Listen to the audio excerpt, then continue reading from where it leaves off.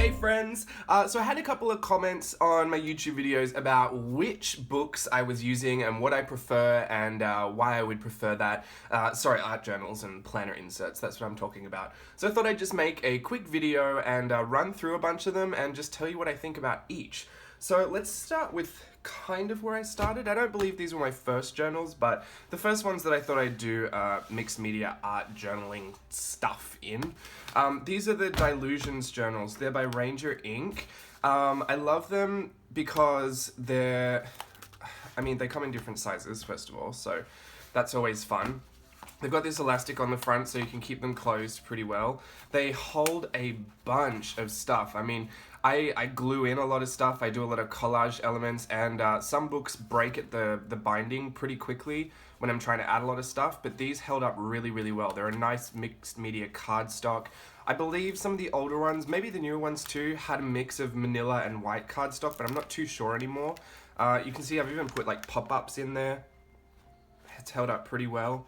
And yeah, they work great with the Delusions paints, obviously, but they work well with pretty much anything. Copic markers, pencils, watercolor even, you can get a really nice effect on there. So I'm really into these. I love the red binding here, the little fabric binding. And yeah, they come with this envelope so you can store your stuff in there. I'll be honest, I never stored anything in there, but I do like it. I like the aesthetic of it, so that's good. Maybe I did store something in here. Let me check. Could you imagine I just said that? No. I was hoping I'd stored cash in there. Sometimes I'll hide money from myself and I'll find it again 5 years later. But yeah, so I'm really into the Delusions. This one's the small journal, this one's the square, and this one's the large. The square I love for a completely different reason. It's panoramic in its spread. So a lot of the time when I'm working, I like the you know, what's it called? The portrait style. Because it's easy to put in the scanner, it's easy to replicate and, you know, photocopy and all that junk, but sometimes working in a square is great, especially when I started with social media, because these fit right into an Instagram square. I know that sounds like it doesn't mean very much, but trust me, when you're trying to get product photography and, you know, journal photos, you know, looking right and nice, it fits really well into the Instagram feed. So I like that for that, and I just really love this long panoramic spread. Also, sometimes I'll work this way and have it like a really long portrait, or hot dog, as Ali Brown likes to say. I just learnt about that recently. Hot dog and hamburger. Yeah, you do like a really nice hot dog style something. Oliver, please be quiet. But yeah, so I love the Square Delusions journal for a completely different reason. But same thing, same thing. Here, I didn't decorate this cover. I didn't paint this envelope. You can see all the paint that's collected from when I've been working. So I think that's neat. I know some people might think that that's really messy and disgusting, but I like it. It's art. So yeah, same deal with that one. And then the large is just large. If you want to work on, you know, with your bigger stencils, you want to do things with, you know, bigger stamps and bigger digi stamps, or you just want to take your work to a large scale. Sometimes if I'm drawing like a digi stamp or something, sometimes I'll work on it much larger because it's easier for me to get the proportions right. Working large, and it's easier to scale things down than it is to scale them up. They kind of lose a lot of the quality when you scale them up. So I like to work in this large journal for things that are maybe a little tricky for me to do small, or if I'm using my large stencils and stamps, because they look completely different when you're using a bigger journal. And also, this stuff is just great because it's large. There's large and you can fit a lot on there, and you know I like to add a lot of stuff.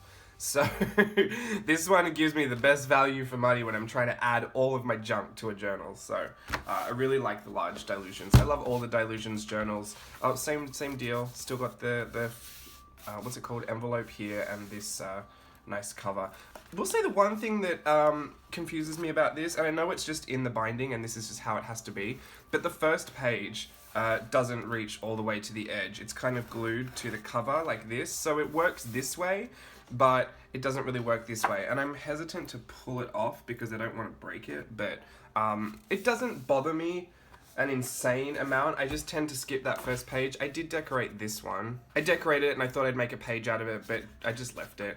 It's not the end of the world. I guess you could always just write, "This book belongs to James" on the front.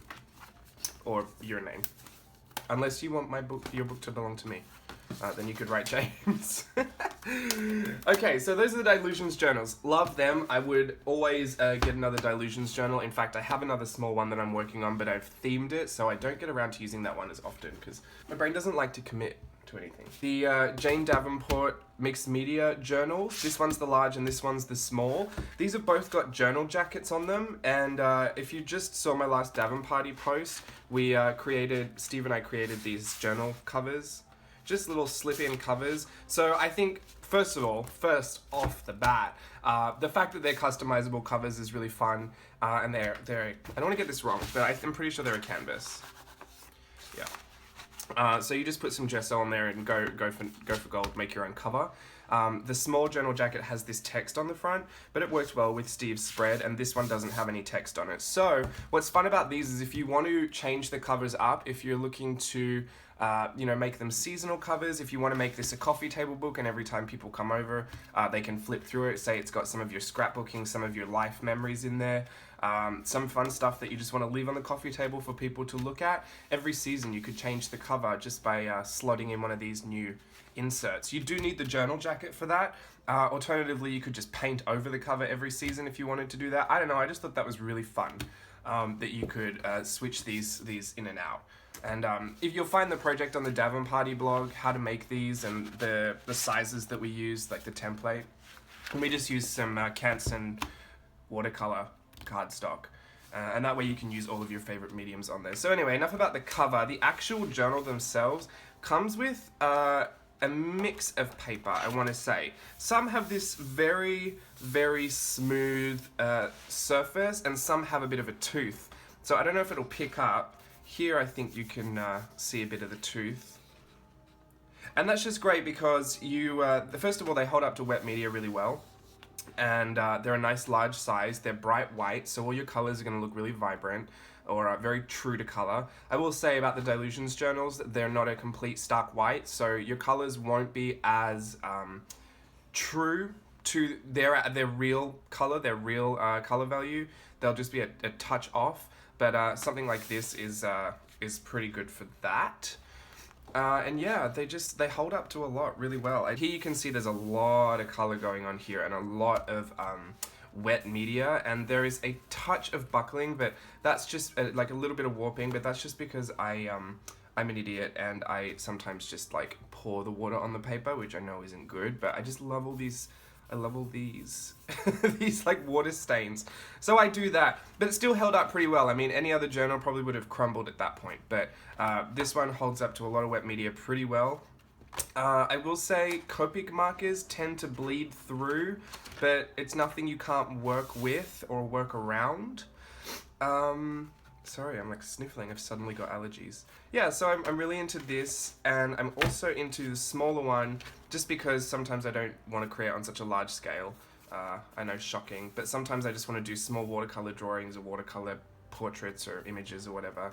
You know, just play around in a journal, get a feel for some new product, and I don't need to waste a whole page just testing them over here. This was me just swatching some Daniel Smith Payne's Grey, just with an orange pencil. I'd like to mix that up lately. I've just been going to my pencil box and grabbing a random pencil and grabbing a random watercolor and just seeing what they look like together. Very limited color palettes, I enjoyed that. Also, like, this is literally just tipped in. So if you've got a lot of other small things that are laying around and you want to make inserts and pages, just washi tape them in. And so that way that, you know, even if you're scared to start the journal, this is a great thing to put in there. Get something that you're proud of and tip it in. And that way you've started on a good note.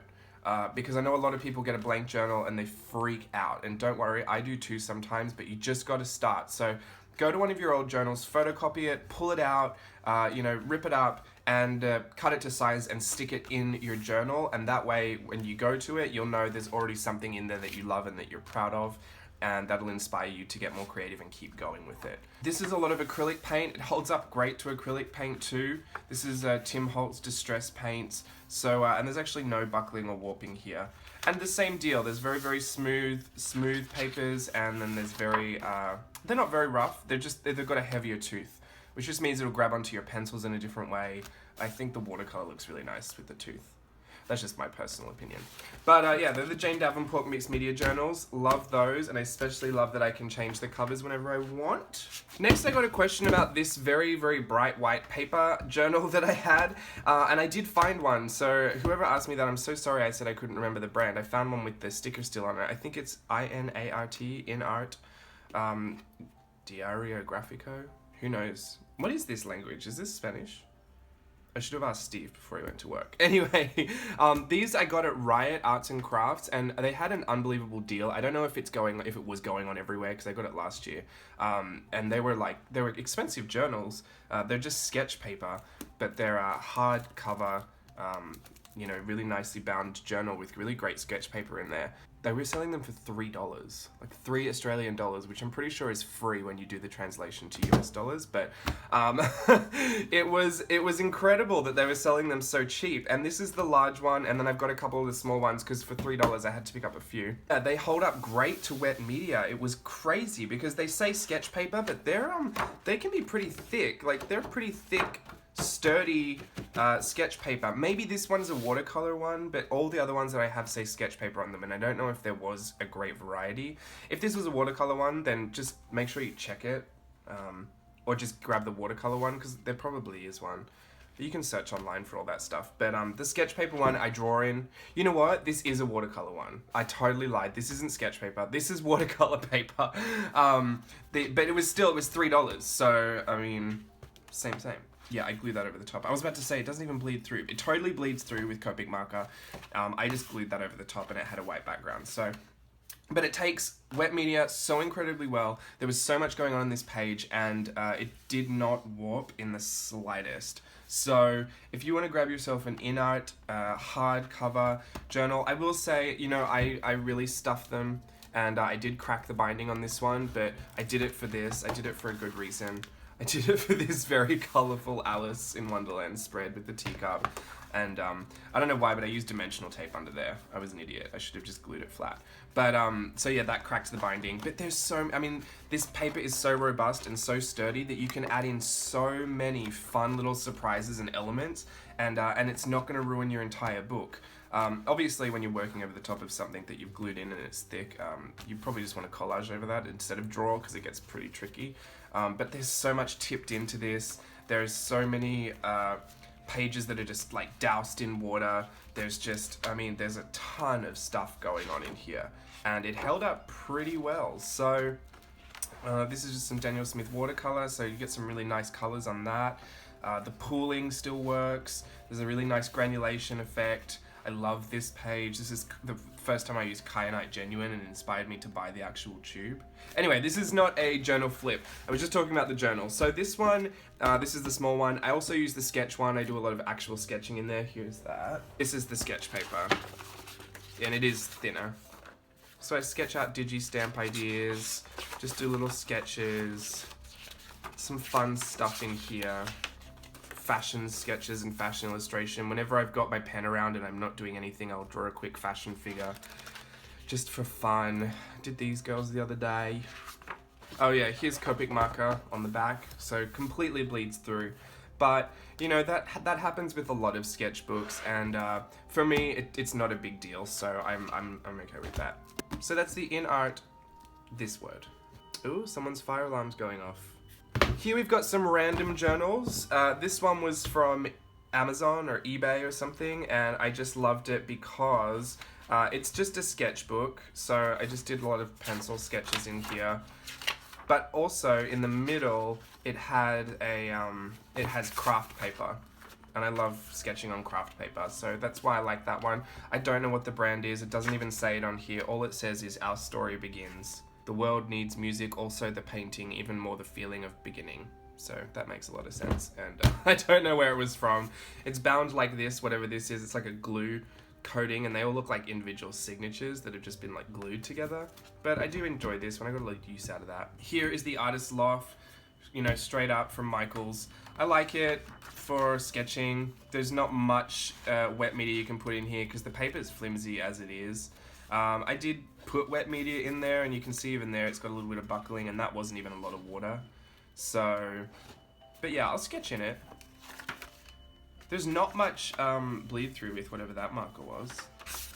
But maybe I just wasn't being heavy-handed. I don't know, because this is the back of a page with ink. So it looks like a dot grid. This is just some church notes that I did in here because I don't use this a lot for art anymore. It's Artist Loft. It's very inexpensive, and you know, as with anything, I think you get what you pay for. So Artist Loft is great for, you know, beginners. It's great for, well, you know what, I don't want to say that. I don't want to say it's great for beginners, because beginners, if anything, need the most encouragement and the most help. So I would love if like everything that was really expensive would be offered to beginners at a you know, an Artist Loft price, because it's great to experiment, but things that when you tend to upgrade to, you know, student quality or artist grade products, they work completely differently. 9 times out of 10, if not 10 times out of 10, they're easier to work with than say, this is Artist Loft 2, I'm pretty sure. This is that watercolor set that a lot of people use, and I've used it. I've totally used it in here, and it's fine because I was just practicing colors, and I thought, you know, if I'm going to scan it, it's not such a problem, but it transfers to the other page so easily. And just look at this. I mean, it's just straight up chalk.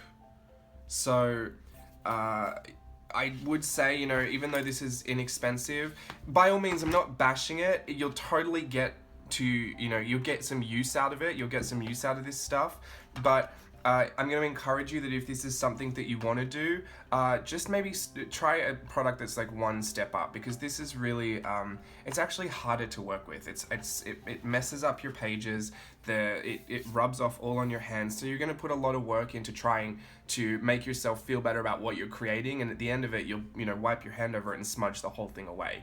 So I think it's important to feel encouraged. And I don't know if this is going to, you know, the really, really inexpensive supplies, I don't know if they're going to make you feel like you did a really wonderful job, just because they don't work easily. You can make anything work. That's not what I'm saying at all. I've definitely, you know, I've tried it all, and I've made, you know, some great things with everything.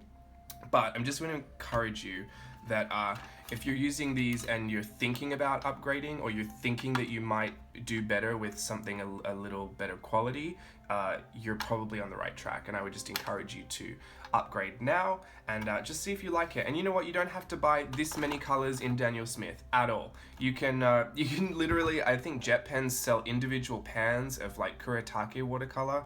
Just get 2 or 3 pans. I think they're $2 each, $3 each maybe. And I think they have, you know, sales sometimes. So if you just even get a couple of those and just see how different they work, because you're going to do this. I'll just explain it. Sorry. You're going to do something like this and you'll think that's what watercolor is. That's the effect that I can get with watercolor. Why doesn't mine look like somebody else's? And this is the Jane Davenport watercolor. And even this I did really, really messy. But you can see there's a lot of pooling, there's a lot of granulation. The colors are more vibrant. When I rub my hand over it, nothing comes off. Nothing's going to smudge away. I'm not going to ruin the image that I've collaged over the top of it. And even better still, when it touches something else, it's not going to transfer. So I don't ruin this page if I've already done something on this page. So I don't want... I get upset when beginners say like, oh, mine doesn't look like what yours looks like, or, you know, you've just got to realize that sometimes the products you're using are in your way. And that's why I would encourage you to definitely get your use out of what you've got, but appreciate the value that there is in spending a little bit more money on a better quality product. It really, really does make the difference. Anyway, rant over, because that's not what I'm here for. So this is a Disney sketchbook that Steve got from the Disney store. It's got really great bright white paper, but the same thing, it's kind of, it bleeds through, like most of these journals. But it's great for pencil sketching, and so sometimes I do digi-stamp ideas in there. So these are the random journals. Here we've got this new one, the carton supply from Michaels. This is the grid, the grid journal that I've been talking about. Really lightweight paper, so it's been interesting to try and get used to that. I've been doing a lot of collage and scrapbooking kind of stuff in here, testing out like my handmade journal tape samples and just making fun spreads to journal in later. I haven't really gotten around to writing anything. Here's just an example of like the first orange grab bag I did. I like to make a lot of spreads, get rid of all my scraps, and then go back to them and add stuff. I don't usually do one page and finish it all at one time. Here I did like a plan of a layout and then did the layout over here. So I think that's what's really fun about this grid, is that I can line up my words, I can line up my scripting, I can line up my boxes and squares without really having to get a ruler out. I like to take so many shortcuts that to eliminate the need for a ruler completely is really great for me. So I'm really into this. It doesn't hold up to a lot of wet media very well. I think that goes without saying. But this is some distress paints, and they're pretty good. They lay pretty flat. Again, it's a journal, so it's better than working on a loose leaf paper and trying to put wet media on it, because at the end of the day, the journal sits flat, and you can always put heavier books on top of it, and it will get rid of a lot of that buckling. But yeah, if you're gonna pull out a piece of paper and try to do some watercolor on it, you might have a little bit of a problem. So that's Carton Supply, and that's the grid journal. Here I wanted to talk about a few of the handmade ones. So these were offcuts that I just like to do little face practices with Jane's stamps, and when I was doing that project for the Davin party. This is really badly bound, but you know, I just use those because they're offcuts and I don't want to waste them. This was an offcut of a black one. I like the black journals because they're just a little different, and I can use all the products that I don't normally use. I mean, this is all just white pens and stuff, but I think they're interesting. It's like I've done a journal page in negative. I love the washi tape cityscapes with Jane's journal tapes, just the blank ones, and draw little windows and stuff in them. So I'm really into that. Some digi stamps. They're so much easier to decorate if you're just using a black pen, so that's why I like to do that. Collage. Oh, you can see how well I made that. So yeah, the handmade journals are great for me. I just like them. You can find them on the Davin Party blog, how to make those. They're very, very simple. And you can make them all your own sizes, which is fun too. So this is kind of like how I love the Delusions, because it's very panoramic. This is like a really small Delusions all black handmade planner insert. And they're not square, they're actually like, these in themselves are little panoramic spreads. So it's like a super long one. So I'm really into that, especially for like journaling and stuff. It's just me talking about how I hate space. I cut up a zine and put it in here, and it fit pretty perfectly. So if you've got a bunch of zines laying around, you could make your own little journal that would just house them all. All you have to do is cut them apart and glue them back together on the page. So that's really fun. And because you made your own, they can be, you know, your own size. So that's what I like about making your own. And then alternatively, you can get ones that you buy. So this is a craft insert that I bought. I think it was like $2 or something from a seller on Etsy, and just playing around with it because I love craft. I wanted to see like the different effects that I could get. It buckles a little with wet media, so I'm not really sure how I feel about that. And obviously when you use watercolor on it, because it's craft paper, it's not going to be true to color. But what's great about the craft is, like black, you can use things that you don't use very often. So in Jane's watercolor palette, there's that white, and there's a lot of pigment in the white, so it's a little opaque. And I mix that with a lot of the other watercolors, and I kind of get all these little pastel watercolors. So that's what I really like about the craft journal. You'll see, here's this face here. I've just mixed all the different colors in Jane's palette with the white and just made my own pastel watercolor set. So it's like, I don't know, I just love it. I love the way that looks on craft. And you can also, you get your white pencils out as well, like your lighter pencils for coloring in. This craft journal does get a little bleed through. I'm sorry I don't remember the brand or the seller, but there's craft journals everywhere. And this is pretty thin craft paper, but it does bleed through with some ink, so that's that. Having said that, I used a pen and it didn't bleed through at all, and I was drawing with it. And this is Copic marker, and there's a lot of bleed through with Copic marker. So craft journal is fun for those, the same way that I find the black one fun, because you get to use a lot of your lighter products. And this one is straight up, this is one of the inserts that came with the butterfly book, with Jane's butterfly books. And I can't show you much of this one because this is actually my Davin Party project insert. So there's a lot of secret stuff in here, but I can show you the first 2 pages because I've already done these projects. You've got this bright white paper. It does take wet media, like this is the pen that I just doused with some water, the Incredible pen, and that was a really beautiful effect. It's stark white. It's more, there are ones that are for watercolor and ones that come for markers, and I believe this is the marker one because this is very smooth. There's no tooth like on this paper, and it's just bright white. And I haven't really had problems with bleed through. You can get some really great pooling with some ink and watercolor. So even though it says it's from marker, I totally use it for other things. So these ones are bought, obviously. And to be honest, bought or handmade, they all work for me. Here's another handmade one. I think what I like about handmade is that I feel like I've done everything from start to finish. And it uses up a lot of scrap papers that I wasn't going to use for much else. Also, handmade, because it didn't cost you anything, well, practically, if you're using scrap papers, it barely cost you anything. I use this legal notepad paper, so I've already got lined pages in here for when I want to write something or make a list. There's no pressure to ruin it because you've made it and you can always make another one, and you know what I mean? Like, you don't feel like you're going to ruin that. Also, if you've got specialty papers that you want to use and there's no insert around there that sells those kind of papers, you can make your own inserts with those specialty papers. So that's what I like about that. And the last thing I like to work on that's not a journal are tags. And these are the tags that I've made recently. So a lot of these will get sent out with the book. So if you've ordered a book in the last batch, you'll probably see one of these pop up in your order. And I just keep them on this little ring, this little book ring binder thing that I got from the dollar store. You got like a pack of 6 for $1, so I just keep them on there. Just pull them off as I need them. Tags are fun to work on as well. So I hope that was informative. I hope that was insightful. If you've got any more questions about the journals that I've been working in, just pop them in the comments below and I'll try and answer them soon. And like I said, you can make anything work. It's just finding what inspires you the most, what encourages and nurtures your creativity.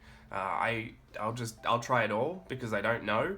And even if I like something, I want to try something else at the same time because I'm just greedy like that.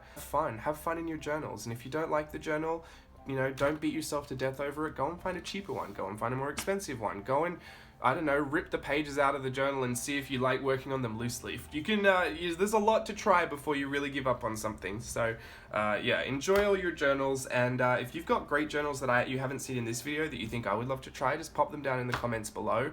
I have ordered a couple new inserts with some Tomoe River paper because I've heard a lot of people talking about that, and Ali uses it all the time, and I was like, well, anything Ali uses I've obviously got to have. So I've ordered some of those, and I can't wait to work in those too. I'm always trying new things, and yeah, I love journals and tags and handmade planner inserts and bought planner inserts. I love it all. Bye everyone.